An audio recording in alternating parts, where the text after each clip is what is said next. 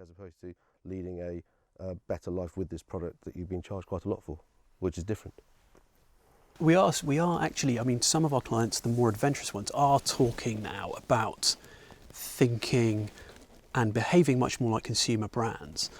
And we are having some interesting conversations with clients who are saying, actually, what we need to be doing now as a healthcare company is actually we need to be setting up a consumer brand. So, and these are really interesting conversations we're having. So, and that really changes the mindset, doesn't it? That sort of explodes everything, it lifts the lid on everything. And it's still very hard. Well, we have to rigorously put it in place to make sure that it hits all of the right sort of criteria for a healthcare brand. But at the same time, if we're able to sort of like think more imaginatively and think like a consumer company, then we start talking about things like gamification, and we start talking about things like, you know, loyalty and rewards, and we start thinking about active conversations with clients, you know, in the round, and it's much less of a sort of them and us attitude, and it's a much smarter and a much more kind of holistic relationship that we're having with our audiences.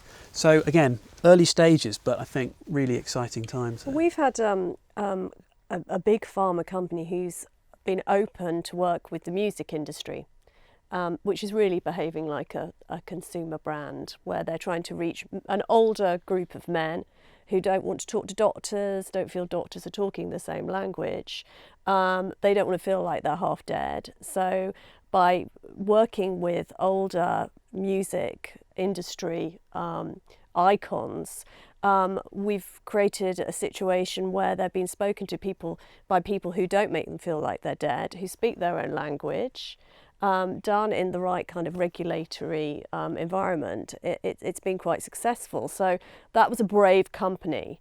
I'm hoping that in the next year, 2 years, whatever, we're going to find a lot more of that. I'm not hoping, I know it's going to happen, which will make our lives more exciting. But there's quite a transformation going on within marketing departments of pharma companies as a new breed of consumer-focused, experienced people are coming into a marketing environment. Yes. And there's quite a difference between those people that spent 30 years marketing in a certain way, pharma way, and those that are coming in with completely different techniques and tactics and kind of going, why can't we do that?